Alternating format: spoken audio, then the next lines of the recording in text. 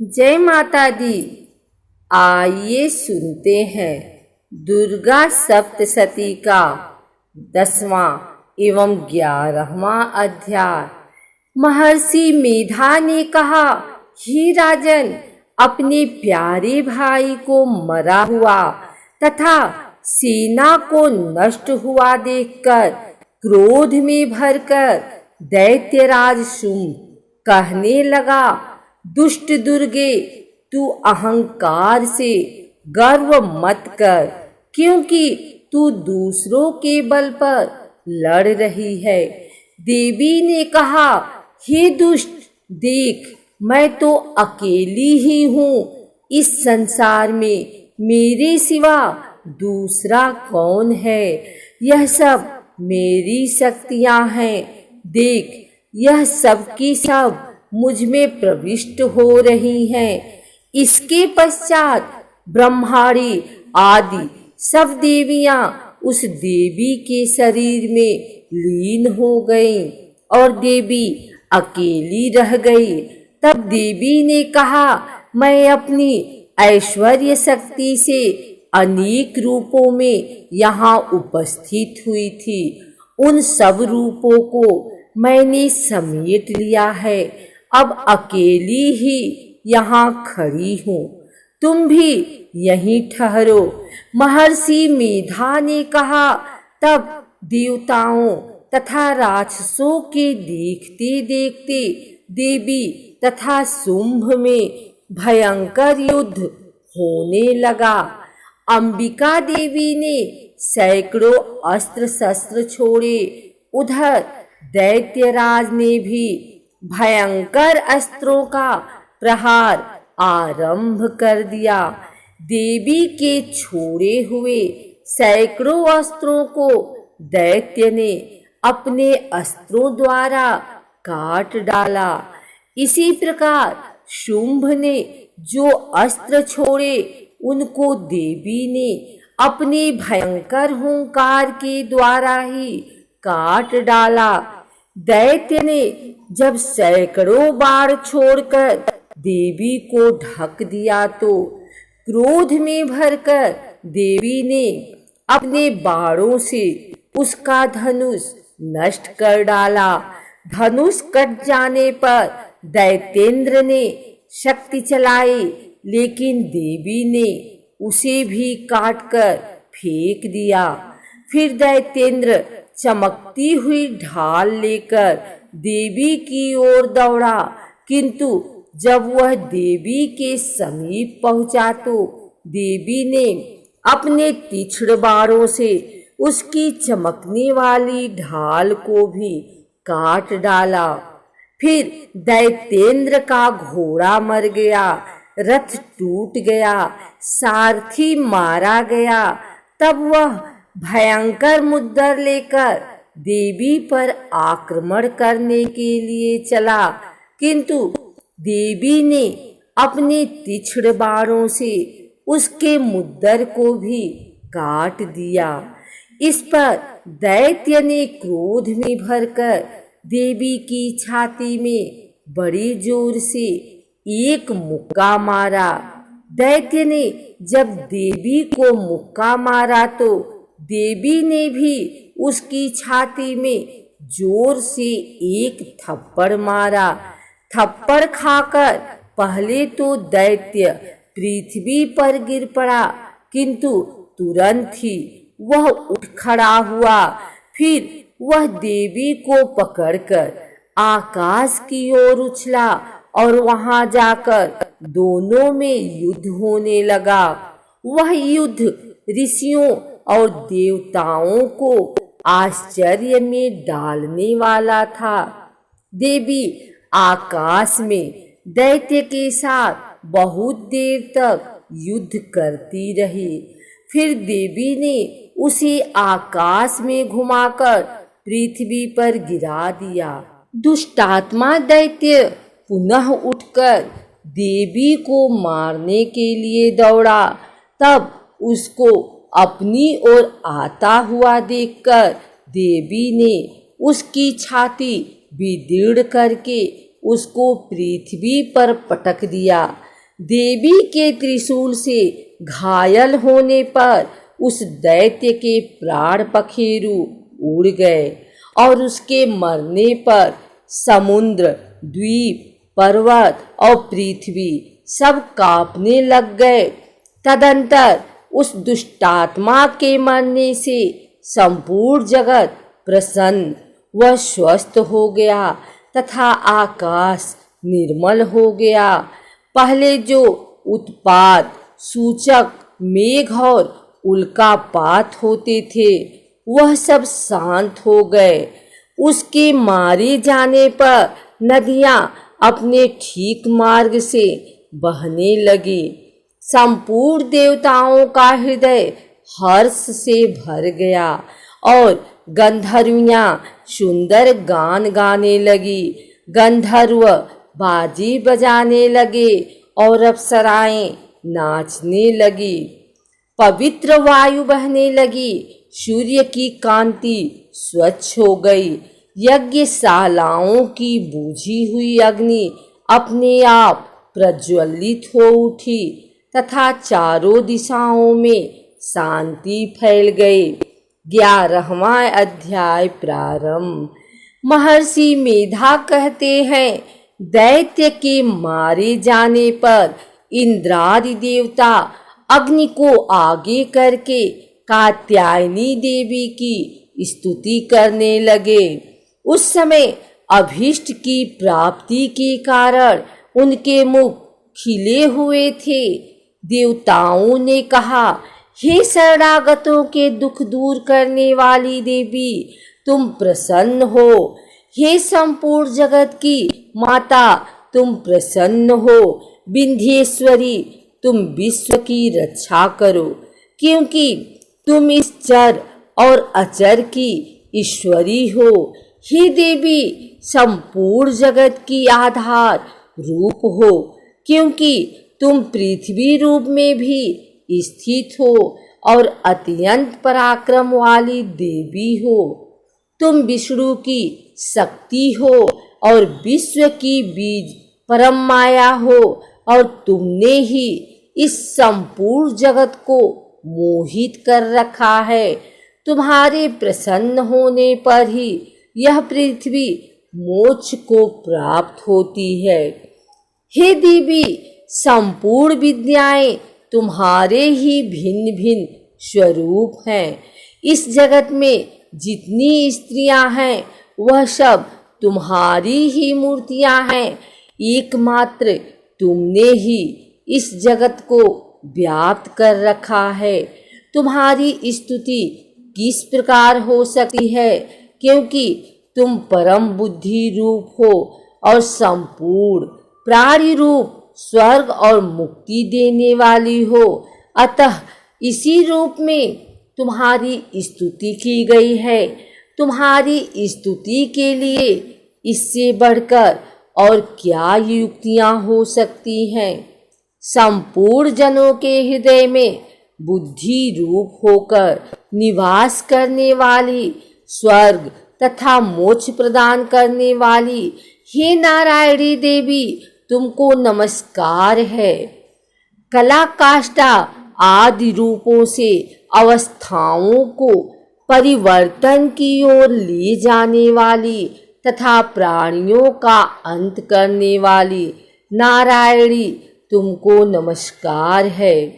हे नारायणी, संपूर्ण मंगलों के मंगल रूप वाली, हे शिवे, हे संपूर्ण प्रयोजनों को सिद्ध करने वाली, हे शरणागत वत्सला, 3 नेत्रों वाली गौरी, तुमको नमस्कार है। सृष्टि, स्थिति तथा संहार की शक्तिभूता सनातनी देवी, गुणों का आधार तथा सर्व सुखमयी नारायणी, तुमको नमस्कार है। हे शरण में आए हुए शरणागतों, दीन दुखियों की रक्षा में तत्पर, संपूर्ण पीड़ाओं को हरने वाली हे नारायणी, तुमको नमस्कार है। हे नारायणी, तुम ब्रह्माणी का रूप धारण करके हंसों से जूते हुए विमान पर बैठती हो तथा कुश से अभिमंत्रित जल छिड़कती रहती हो। तुम्हें नमस्कार है। महेश्वरी रूप से त्रिशूल, चंद्रमा और सर्पों को धारण करने वाली हे महामाया, वृषभ वाहन करने वाली नारायणी, तुम्हें नमस्कार है। मोरों तथा मुकुटों से घिरी रहने वाली महाशक्ति को धारण करने वाली हे कौमारी रूपधारिणी निष्पाप नारायणी, तुम्हें नमस्कार है। हे शंख, चक्र, गद, फर, श्रांग, धनुष रूप आयुधों को धारण करने वाली वैष्णवी शक्ति रूपा नारायणी, तुम हम पर प्रसन्न हो, तुम्हें नमस्कार है। हे दांतों पर पृथ्वी धारण करने वाली वाराह रूपणी कल्याणमयी नारायणी, तुम्हें नमस्कार है।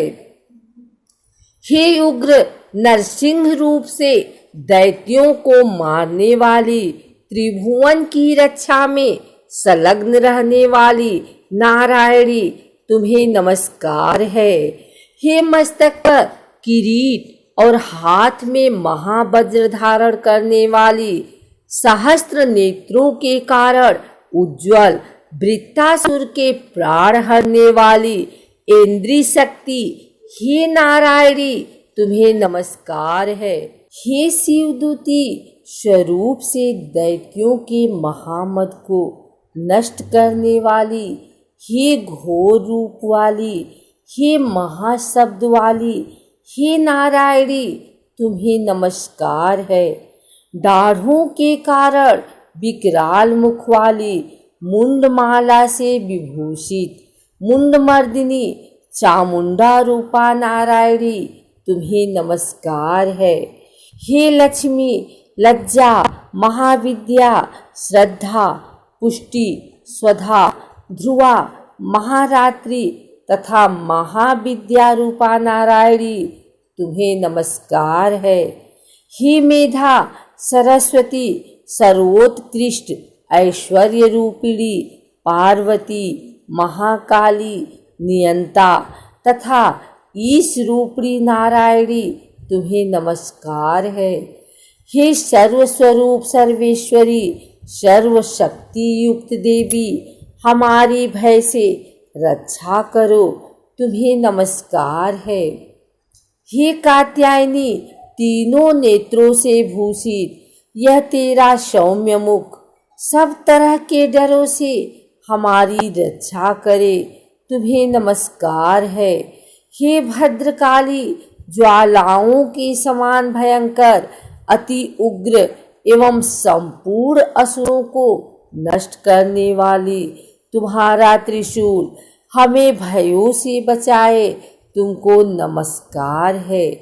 हे देवी, जो अपने शब्द से इस जगत को पूरित करके दैत्यों के तेज को नष्ट करता है, वह आपका घंटा इस प्रकार हमारी रक्षा करे, जैसे कि माता अपने पुत्रों की रक्षा करती है।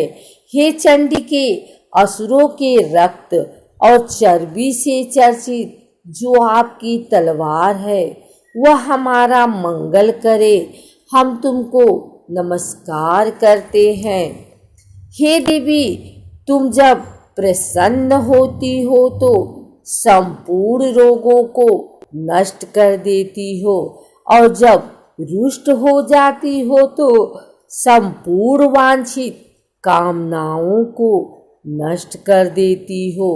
और जो मनुष्य तुम्हारी शरण में जाते हैं, उन पर कभी विपत्ति नहीं आती, बल्कि तुम्हारी शरण में गए हुए मनुष्य दूसरों को आश्रय देने योग्य हो जाते हैं।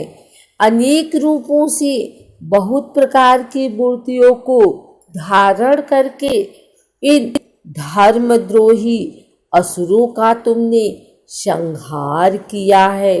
वह तुम्हारे सिवा कौन कर सकता था। चतुर्दश विद्याएं, 6 शास्त्र और चारों वेद तुम्हारे ही प्रकाश से प्रकाशित हैं। उनमें तुम्हारा ही वर्णन है। और जहाँ राक्षस विषैले शत्रुगण हैं, वहाँ और समुद्र के बीच में भी तुम साथ रहकर इस विश्व की रक्षा करती हो। हे विश्वेश्वरी, तुम विश्व का पालन करने वाली विश्व रूपा हो, इसलिए संपूर्ण जगत को धारण करती हो। इसीलिए ब्रह्मा विष्णु महेश की भी वंदनीया हो, जो भक्ति पूर्वक तुमको नमस्कार करते हैं। वह विश्व को आश्रय देने वाले बन जाते हैं। हे देवी, तुम प्रसन्न हो और असुरों को मारकर जिस प्रकार हमारी रक्षा की है, ऐसे ही हमारे शत्रुओं से सदा हमारी रक्षा करती रहो। संपूर्ण जगत के पाप नष्ट कर दो और पापों तथा उनके फलस्वरूप होने वाली महामारी आदि बड़े बड़े उपद्रवों को शीघ्र ही दूर कर दो। विश्व की पीड़ा को हरने वाली देवी, शरण में पड़े हुए पर प्रसन्न हो। त्रिलोक निवासियों की पूजनीय परमेश्वरी, हम लोगों को वरदान दो। देवी ने कहा, हे देवताओं, मैं तुमको वर देने को तैयार हूँ। आपकी जैसी इच्छा हो वैसा वर मांग लो, मैं तुमको दूंगी। देवताओं ने कहा, हे सर्वेश्वरी, त्रिलोकी के निवासियों की समस्त पीड़ाओं को तुम इसी प्रकार हरती रहो और हमारे शत्रुओं को इसी प्रकार नष्ट करती रहो। देवी ने कहा, वैवस्वत मनवंतर के 28वें युग में 2 और महाअसुर शुंभ और निशुंभ उत्पन्न होंगे। उस समय मैं नंदगोप के घर से, यशोदा के गर्भ से उत्पन्न होकर विंध्याचल पर्वत पर शुंभ और निशुंभ का संहार करूंगी। फिर अत्यंत भयंकर रूप से पृथ्वी पर अवतीर्ण होकर मैं वैप्रचिति नामक दानवों का नाश करूंगी। उन भयंकर महाअसुरों को भक्षण करते समय मेरे दांत अनार पुष्प के समान लाल होंगे। इसके पश्चात स्वर्ग में देवता और पृथ्वी पर मनुष्य मेरी स्तुति करते हुए मुझे रक्त दंतिका कहेंगे। फिर जब 100 वर्षों तक वर्षा न होगी तो मैं ऋषियों की स्तुति करने पर आयो निज नाम से प्रकट होंगी और अपने 100 नेत्रों से ऋषियों की ओर देखूंगी। अतः मनुष्य शताक्षी नाम से मेरा कीर्तन करेंगे। उसी समय मैं अपने शरीर से उत्पन्न हुए प्राणों की रक्षा करने वाले शाकों द्वारा सब प्राणियों का पालन करूंगी और तब इस पृथ्वी पर शाकंभरी के नाम से विख्यात होंगी और इसी अवतार में दुर्ग नामक महाअसुर का वध करूंगी और इससे मैं दुर्गा देवी के नाम से प्रसिद्ध होंगी। इसके पश्चात जब मैं भयानक रूप धारण करके हिमालय निवासी ऋषियों महर्षियों की रक्षा करूंगी, तब भीमा देवी के नाम से मेरी ख्याति होगी। और जब फिर अरुण नामक असुर तीनों लोकों को पीड़ित करेगा, तब मैं असंख्य भ्रमरों का रूप धारण कर इस महादैत्य का वध करूंगी। तब स्वर्ग में देवता और मृत्युलोक में मनुष्य मेरी स्तुति करते हुए मुझे भ्रामरी नाम से पुकारेंगे। इस प्रकार जब जब पृथ्वी राक्षसों से पीड़ित होगी, तब तब मैं अवतरित होकर शत्रुओं का नाश करूंगी।